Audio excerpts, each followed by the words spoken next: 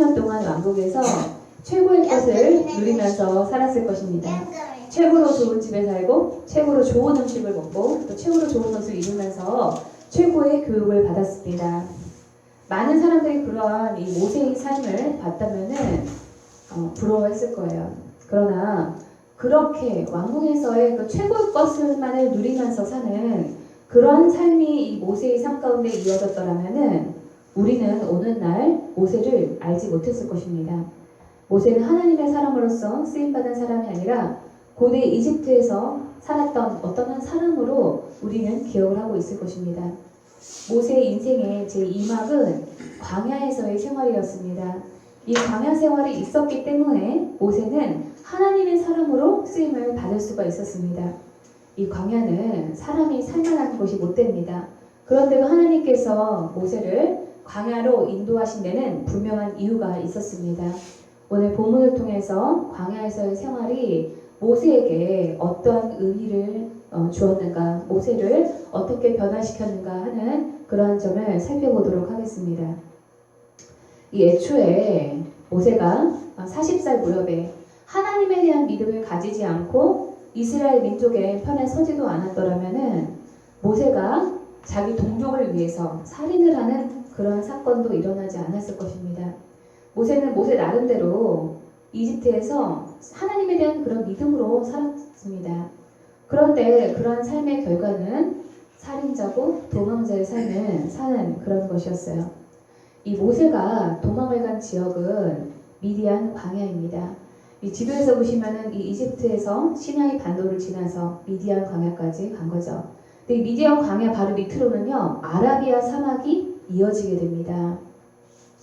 그래서 이 이집트에서 시나이 반도를 거쳐서 미디안 광야까지 이 모세가 갔다라고 하는 것은 본인이 도망갈 수 있는 최대한의 그 끝까지 도망을 갔다는 것을 의미해요. 이 미디안 광야는 끝이 나면은 이 미디안 광야, 여기 여러분 노란선부터 해놓은 거 보시죠? 이 노란선 이 전체가 전부 다 사막 지역입니다. 이 아라비아 사막은 이 끝에 이 아라비아 반도 밑에 끝에 에멘에서 오만, 이 페르시아만에 거쳐서 북쪽으로 그 위쪽으로는 요르단과 이라크까지 걸쳐 있는 아주 광활한 그런 사막 지역입니다. 이 사진이 바로 이 아라비아 사막 지역이야. 여러분 여기 보시면은 사람이 살만한 대로 보이십니까? 아마 이 사막을 마주하고 있는 이 모세는 살아갈 방법이 없고 아는 사람도 없이 이 사막을 직면하고 있으면서 절망하고 있었을 것입니다. 그때 이 모세는 우물가에서 사람을 만나게 됩니다. 출애굽기 2장 15절부터 16절까지 임지사님 좀 읽어주세요. 바로가 이 일을 듣고 모세를 죽이고자 하여 찾는지라 모세가 바로의 낯을 피하여 미디안 땅에 머물며 하루는 우물 곁에 앉았더라. 미디안 제사장에게 7달이 있었더니 그들이 와서 물을 길어 구유에 채우고 그들의 아버지의 양떼에게 먹이려 하는데, 예, 이 우물가에서 모세가 만난 사람은 바로 미디안 제사장의 딸들이었습니다. 모세가 도움이 필요한 그때 하필 만난 사람이 제사장의 딸이었습니다. 이 제사장은 구약시대 때 하나님을 섬기는 그런 제사장이 아니에요. 종교를 불문하고 신이라고 생각하는 그런 어떤 존재에게 제사를 지휘하는 사제를 가리키는 말이 바로 제사장입니다. 근데 이 그냥 하나님께서 유목민 중에 한 사람의 딸들을 만나게 하신 것이 아니라 제사장의 딸을 만나게 하셨다라고 하는데 중요한 방점이 있습니다.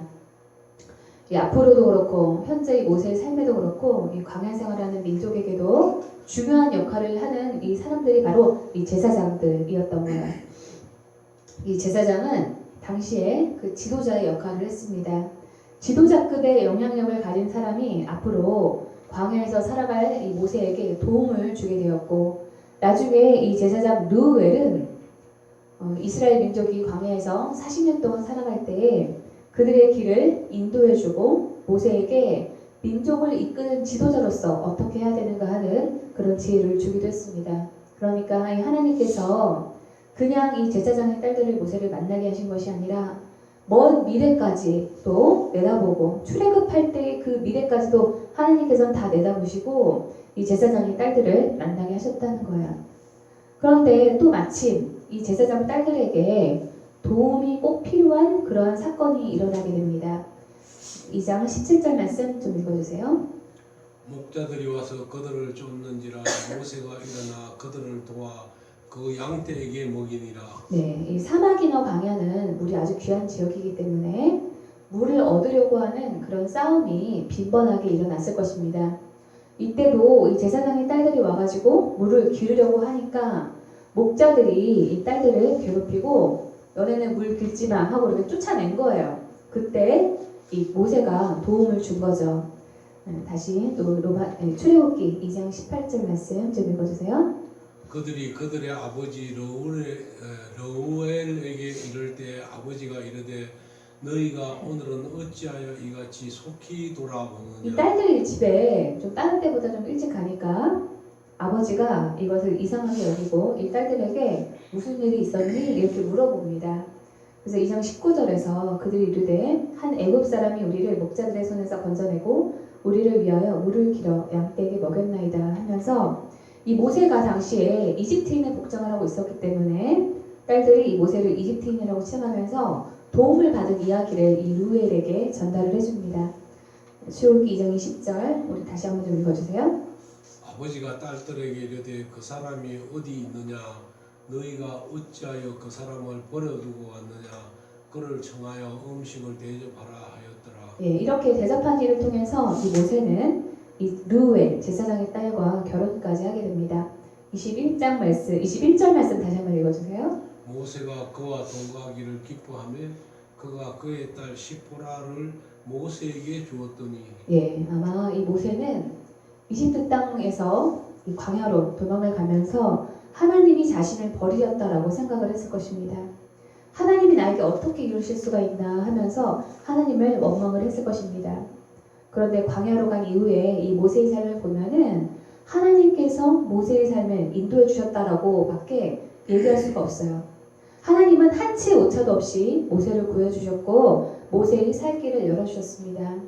만약에 모세가 우물 옆에 있지 않았더라면, 그때 이 미디안 제사장의 딸들이 오지 않았더라면, 그때 제사장의 딸들에게 도움이 필요하지 않았더라면, 제사장 루엘의 딸들에게 이 루엘이 평소보다 왜 일찍 왔니? 이렇게 물어보지 않았더라면, 제사장 이 루엘이 모세를 대접하지 않고 그냥 지나갔더라면 아마 이 모든 일들이 반박자라도 늦게 일어났더라면은 모세는 이 아라비아 사막을 지나다가 죽었을지도 모릅니다. 하나님은 이 모든 일들에 이 박자를 딱딱 맞춰가지고 모세에게 일어나게 하셔서 이 모세를 광야 가운데서도 살게 만들어 주셨습니다.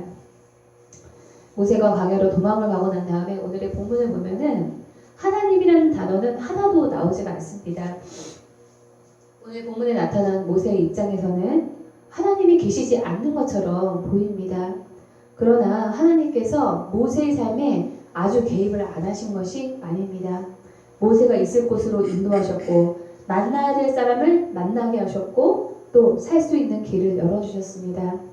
우리의 삶에도 알 수 없는 이유로 광야 가운데로 내몰릴 때가 있습니다. 그럴 때 우리는 죽으면 어떡하지? 하면서 생존이 위협을 받는 상황에 처할지도 모릅니다. 그럴 때도 우리가 기억을 해야 될 것은 하나님이 나의 삶을 인도하고 계시다라고 하는 그런 사실입니다. 우리가 하나님을 미처 인식하지 못하고 있을 때에도 하나님께서는 우리의 삶에 개입을 하셔서 우리를 인도를 해주십니다. 이 사실을 반드시 여러분이 잊지 마셔야 돼요. 자, 이 성경은 하나님에 대해서 우리를 떠나지도 않으시고 버리지도 않는 분이라고 말을 하고 있습니다. 신명기 31장 6절 말씀 우리 임지사님 좀 읽어주세요. 주 당신들의 하나님이 당신들과 함께 가시면서 당신들을 떠나지도 않으시고 버리지도 않으실 것입니다. 예, 이 약속의 말씀은 그때 당시에 이스라엘 백성들에게만 하셨던 그런 말씀이 아니라 지금 하나님을 믿고 있는 우리 모두에게 하나님께서 말씀하고 계시는 그런 약속입니다. 그래서 우리는 어디에 있든지 하나님을 생각하고 하나님을 의지하면 됩니다. 제가 며칠 전에 드라마를 봤어요. 그랬더니 이 드라마의 여주인공이 인적이 드문 그런 건물에서 범인에게 쫓기다가 엘리베이터에 갇히게 되는 그런 장면이 있었습니다. 이 범인이 밖에서 기다리고 있으니까 엘리베이터 밖으로 나갈 수도 없고 또 엘리베이터에 갇혀가지고 도움을 구할 사람도 없고 엘리베이터 안에 불도 꺼지고 전화 신호도 잡히지 않는 상황이 이 주인공이 처하게 되었어요. 그래서 제가 그 여주인공의 그 입장을 제가 저의 삶 가운데 대입을 해보면서 나 같으면 어떻게 할까 이렇게 생각을 해보니까 저에게는 주님이 있었습니다. 제가 기도하면은 주님이 저를 도울 사람을 붙여주시고 지혜를 주신다라고 하는 그 사실을 생각을 하니까 제가 얼마나 행복했는지 모릅니다. 네. 그건 아마 여러분께서 이런 얘기를 들으시면은 그거는 평소에 기도도 많이 하시고 하나님의 음성도 들을 줄 아는 전도사님이니까 그렇지요 라고 말씀하실 분이 계실지도 모르겠습니다.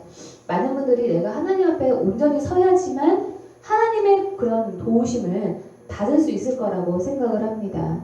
저 역시도 마찬가지예요. 그래서 제가 기도하지 않고 묵상하지 않고 있을 때는요, 제 마음에 불안한 마음이 들 때가 있어요. 내가 이렇게 주님과 가까이 있지 않다가 혹시라도 내 삶 가운데 무슨 일이 일어나면 어떡하지? 이런 불안함이 있습니다. 제가 이번 주에 감기가 심하게 걸려가지고 일주일 내내 아무것도 못하고 들어누워 있을 수밖에 없었어요. 근데 금요일 날이 되니까 주일에 설교 준비도 해야지, 강의 준비도 해야지 이런 일들이 부담이 돼가지고 마냥 누워있을 수만은 없더라고요. 그래서 일단은 기도 좀 하자 하면서 책상에 제가 앉았습니다. 근데 기도하기 전에 요즘에 기도를 못한 일이 마음에 걸리는 거예요. 그래서 하나님한테 자빠져 누워만 있었다고 혼나는 거 아니야? 이렇게 생각을 했습니다. 근데 제가 찬양을 하면서 하나님께서 저에게 주신 마음이 있었어요. 그거는 뭐냐면은 기도 좀 안 했다고 불안해하지 마라. 아파서 못한 것을 가지고 내가 너를 징계하겠느냐. 너는 자식이 아파서 할 일을 못하고 있으면은 화를 내냐. 쉬어야 될 때는 편안하게 쉬어도 된다. 내 안에서 편안하게 누리기를 바란다. 하나님께서 저에게 이렇게 찬양 가운데 말씀을 하셨습니다. 그래서 제가 그 말씀을 듣고 나니까 어찌나 위로가 되든지 그 찬양을 계속 제가 틀어놓고 계속 울었습니다. 예, 하나님께서는 이렇게 사랑이 많으세요. 하나님은 우리의 허물을 용서해 주시는 하나님이시고 우리의 형편을 이해하시고 우리를 도와주시는 그러한 하나님이십니다. 모세는 이집트에 있을 때 하나님의 시간과 하나님의 방법을 무시하고 하나님을 의식하지 않은 죄 때문에 살인죄를 짓고 도망을 다니게 되었습니다. 하지만 하나님께서는 그런 모세를 광야 가운데서도 그냥 죽게 내버려 두지 않으시고 살 길을 열어주셨습니다. 마찬가지로 여러분께서 어떠한 죄 가운데 있든지 어떤 형편 가운데 있든지라도 하나님을 붙들게 되면은 살 수 있다는 그러한 소망과 그런 생각을 꼭 붙잡으시기 바랍니다. 다윗은 사울왕에게 쫓겨가지고 도망을 다닐 때 자신의 위치를 발각당하고 죽을 수밖에 없는 그런 순간에서도 이렇게 말했습니다. 시편 53편 말씀 좀 우리 임 집사님 읽어주세요. 무법자들이 일어나 나를 치며 폭력배들이 내 목숨을 노립니다. 그들은 하나같이 하나님을 안중에도 두지 않는 자들입니다.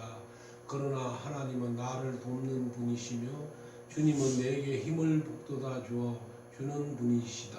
네, 이 하나님이 안중에도 없는 그런 폭력배들이 자신을 죽이려고 달려들어도 하나님이 자신을 도우시리라고 다윗은 확신을 했습니다. 하나님은 어떠한 상황에서도 우리를 보호하시고 인도하십니다. 그러한 믿음을 가지고 마음의 여유를 가지시고 염려가 되는 일은 기도하면서 하나님께 맡기고 우리가 할 수 있는 최선을 다하면 됩니다. 예, 모세는 이 왕궁에서 최고의 교육을 받았을 것입니다. 모세가 받을 교육은 왕 또는 이 지도자가 되기 위한 그런 교육이었을 것입니다. 그러나 이 성경은 모세가 그때까지 받았던 그런 교육에 대해서 중요하게 다루고 있지 않습니다. 예, 출애굽기 2장 11절에 보시면은 그냥 모세가 장성한 후에 하고서는 푹 지나갈 뿐 모세가 그 당시에 어떤 교육을 받았고 모세가 어떤 능력을 가지고 있었는가 하는 것은 다루고 있지 않아요. 그러한 최고의 교육을 받은 결과가 모세의 삶 가운데 일어난 최고의 교육을 받았던 그 결과가 살인에 있었다라고 하는 것은 하나님의 사람으로 쓰임을 받으려면은 세상의 교육만으로는 부족하다라고 하는 것을 말하는 것입니다. 그렇다고 해가지고 세상의 교육이 다 무용지물이냐? 그렇지 않습니다. 세상에서의 교육도 받을 수 있을 만큼 우리는 충분히 다 받아야 됩니다. 왜냐하면 우리가 영향력을 끼치고 일을 하는 곳이 세상이기 때문입니다. 그러나 우리가 하나님의 사람으로 쓰임을 받기 위해서는 추가적으로 모세와 같이 실패한 경험을 통한 광야에서의 그런 생활이 꼭 필요합니다. 또 이 세상에서 최고의 교육을 받았다는 사실이 그 사람의 사람됨을 말해주는 것이 아니라는 사실도 이 모세의 실패를 통해서 우리는 알 수가 있습니다. 이 모세가 광야에서 받은 훈련은 성품 훈련과 바로 영성 훈련이었어요. 한 번의 성공은 본인의 능력이나 우연한 일로 이루어질 수도 있습니다. 그러나 그 성공이 지속이 되고 발전하기 위해서는 성품이 뒷받침되지가 않으면 안 됩니다. 모세 역시도 그러한 성품 훈련이 필요했던 것이에요. 이 모세가 광야에서 한 일은 양을 치는 목자의 삶이었습니다. 그 일을 통해서 이 모세는 두 가지의 성품 훈련을 할 수가 있었습니다. 첫 번째는 바로 겸손 훈련이에요. 얼마 전까지만 해도 모세는 이집트라고 하는 당시 중동의 그 패권 국가의 왕자였습니다. 이집트는 창세기 때부터 잘 살던 그런 나라였어요. 아브라함과 이삭, 야곱이 가뭄만 들면은 내려가거나 아니면은 내려가서 살 것을 고려했던 나라가 바로 이집트였습니다.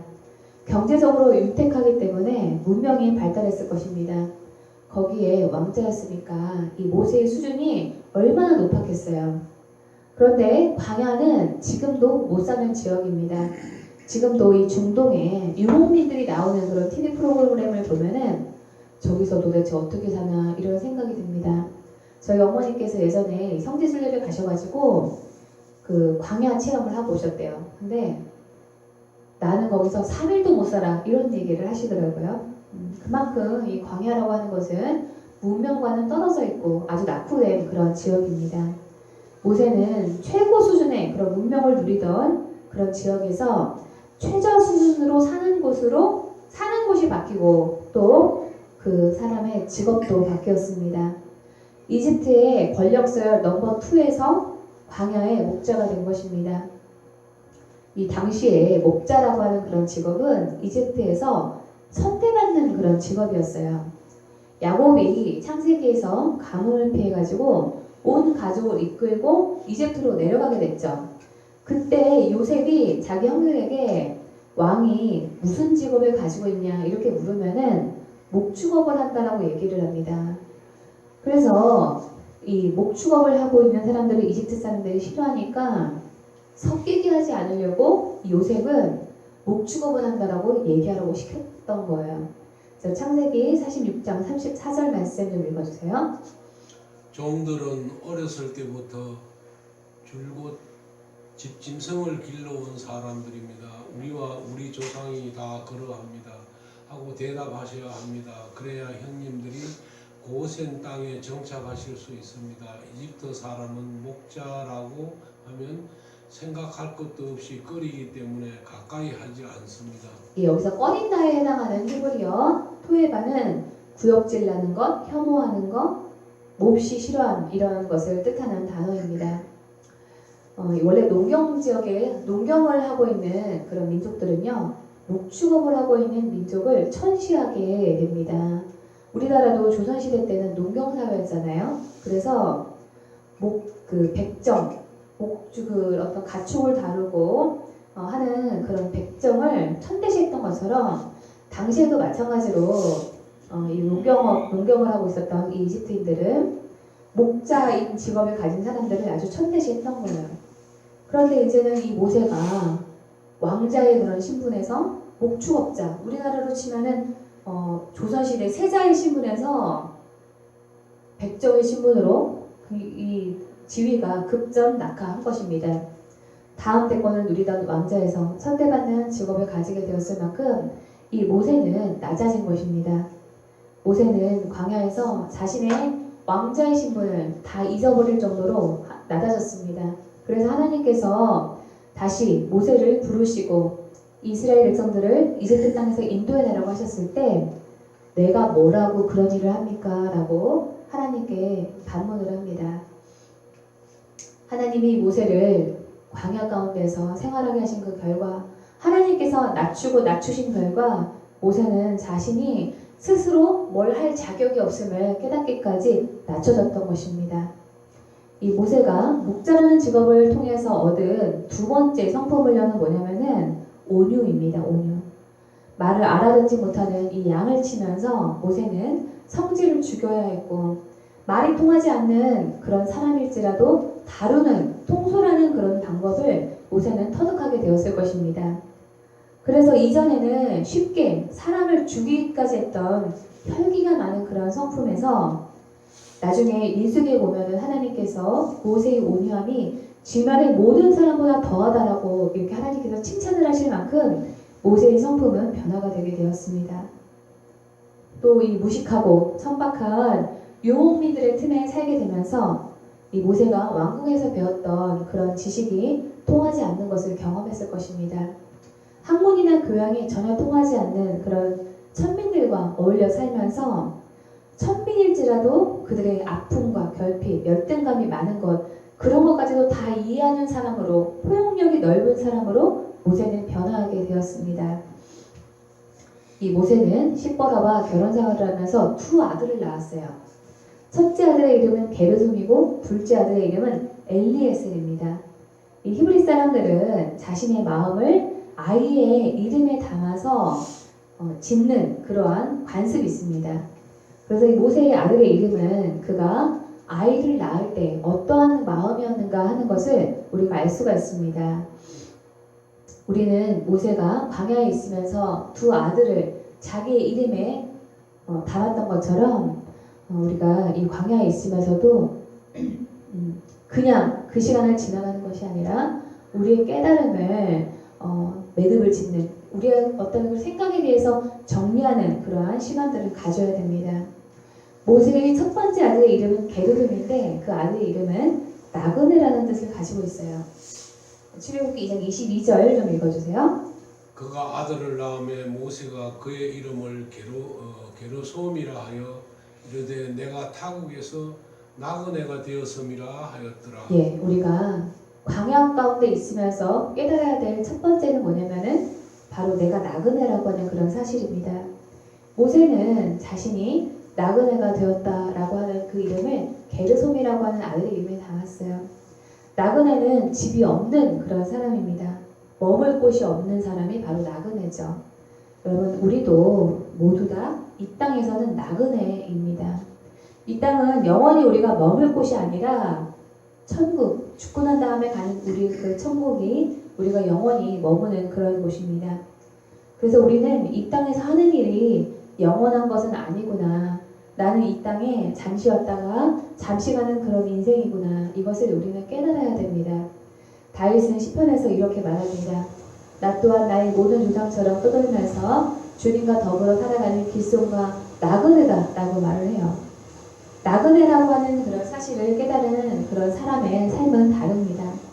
우리 삶의 연한이 얼마나 짧은지를 안다면은 말과 행동에 주의를 할 것입니다. 헛된 일을 버리고 가치 있는 일을 추구하고 영혼을 사모하면서 하나님이 기뻐하시는 삶을 살기 위해서 노력을 할 것입니다. 이 모세가 광야에서 낳은 둘째 아들의 이름은 엘리에셀입니다. 이 뜻은 나의 하나님은 돕는 분이시다 라고 하는 그런 뜻입니다.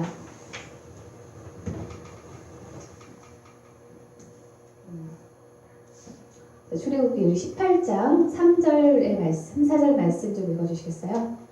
한 아들의 이름은 게르솜인데 그 이름은 내가 타국 땅에서 나그네가 되었구나 하면서 모세가 지은 것이고 또 한 아들의 이름은 엘리에셀인데 이 이름은 그가 내 아버지 하나님이 나를 도우셔서 바로의 칼에서 나를 건져 주셨다고 하면서 지은 이름이다. 예, 첫째 아들의 이름은 나그네라고 말씀드렸죠. 이 나그네라는 이름을 보면은 모세가 광야 생활하는 그 초기에 얼마나 힘들었는지를 알 수가 있지만 세월이 좀 지나서 둘째를 낳을 때가 되면은 다시 하나님을 기억하고 하나님의 은혜에 대해서 이 모세가 감사했다라고 하는 것을 알 수가 있어요.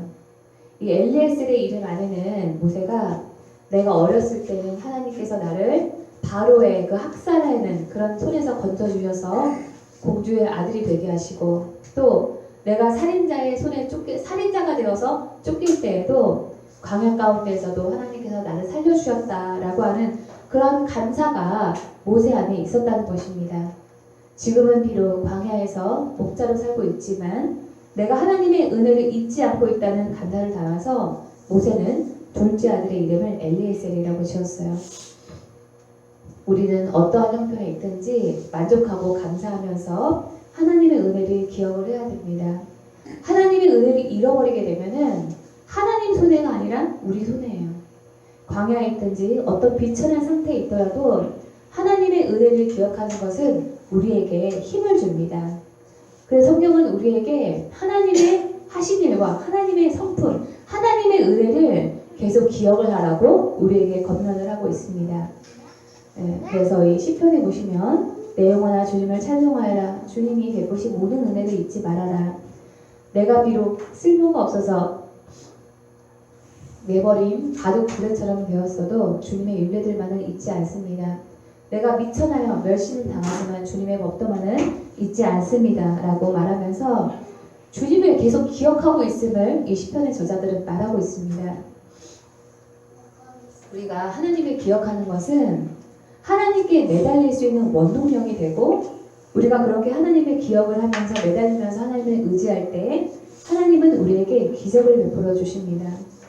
또 모세에게 이 광야에서의 생활은 하나님의 음성을 듣는 그런 방법을 배우는 그런 시간이었습니다. 이전에 모세는 하나님의 뜻을 전혀 캐치하지 못했어요. 그러나 광야에서 40년 동안 훈련을 받으면서 이 모세는 하나님의 음성을 듣게 되었습니다. 그것을 어떻게 알 수가 있냐면은 우리가 호렙산에서 모세가 떨기나무가 보이는 그런 모습을 보고 가까이 다가가는 그 모습에서 볼 수가 있어요. 자, 이 모세가 이 놀라운 광경을 좀 더 자세히 보고 어째서 그 떨기가 불에 타지 않는지를 알아봐야겠다고 생각하였다라고 하죠. 그런데 이 광야나 사막 가운데 있는 이 떨기나무 이거는 가시덤불인데요. 이거는 태양이 강렬하면은 저절로도 바다가 일어나가지고 불이 날 수도 있거든요. 그래서 모세가 또 불이 났나 보다 하고 그냥 지나갈 수도 있는데 이것을 이상하게 여기고 가까이 가서 봤다라고 하는 것은 모세가 어떤 영적인 감각을 가지게 됐다는 것을 의미하는 것입니다. 40년 전에 모세가 이집트에 있을 때는 한 번도 하나님이라고 하는 단어가 등장하지 않습니다. 그것은 모세가 하나님의 뜻에 귀를 기울이지 않았다는 거예요. 모세가 이집트에 있을 때 하나님에 대한 믿음도 있고 하나님의 자신을 향한 그러한 생각도 알고 있었지만은 세세하게 하나님의 음성을 듣고 움직일 생각은 못했습니다. 하지만 이제 광야에서 지낸 40년 동안 모세는 작은 일에도 영적인 그런 관심을 가지고 기울일 정도로 영적인 감각을 가지게 되었습니다. 모세는 이집트에 있을 때는 자신의 계획과 주도 면밀함을 가지고 이스라엘 민족을 구원시키는 그런 생각을 가지고 있었을 것입니다. 그러나 그때 모세는 조용히 하나님 앞에서 엎드리고 기도하면서 하나님의 계획에 귀를 기울일 만큼 한가하지 않았어요. 이집트에서 모세는 왕자로서 제일 나가는 그런 핫피플 중에 한 사람이었고 그래서 아주 바빴습니다. 그래서 그는 기도할 시간이 없었을 것입니다. 그렇게 하나님을 의지하지 않고 자기 인생을 주도적으로 이끌어갔지만 그 결과는 살인자고 도망자의 그런 신세였습니다. 그러나 광야에서 목자로 살아가는 동안에 그 목자 목자의 그 삶은 모세를 아주 한가한 사람으로 만들어주었습니다. 갑자기 왜 그럴까요? 모세가 양을 치고 양을 데리고 돌아다니면서 에서 보내는 많은 시간 동안 고요한 그 광야 가운데서 모세는 끊임없이 하나님을 생각하고 하나님의 뜻은 어디에 있는가? 나는 누구인가? 나는 무엇을 해야 하는가 하는 많은 생각을 하게 되었을 것입니다. 그러라고 하나님께서 광야에서의 시간을 모세에게 허락을 하셨던 것입니다. 우리가 하나님에게 쓰임을 받는 그런 사람이 되려면은 하나님의 음성을 듣는 사람이 되는 것은 필수예요. 그래서 하나님께서 광야로 우리를 보내셔가지고 하나님의 음성을 듣게 하실 때 여러분께서는 하나님께서 나에게 새로운 기회를 주셨다라고 하는 것을 감사하시기 바랍니다. 내 생각, 내 원망과 불평, 내 계획이 가득 차 있으면은 하나님의 음성을 들을 수가 없어요. 그래서 하나님께서는 우리를 광야 가운데로 가게 하셔서 내 생각, 원망과 불평, 내 계획을 온전히 빼고 하나님의 음성에만 귀를 기울일 수 있는 그런 시간을 허락을 하시는 것입니다. 모세가 그렇게 자기 생각을 온전히 다 빼고 호렙산에서 하나님을 만났던 것처럼 하나님께서도 우리가 모세와 같이 하나님의 음성에 민감한 사람이 되었을 때 하나님이 우리를 만나주시고 새로운 우리의 인생의 문을 열어주실 것이라고 믿습니다. 네, 말씀을 정리하겠습니다. 오늘 설교의 제목은 내 인생에 꼭 필요한 광야 생활입니다.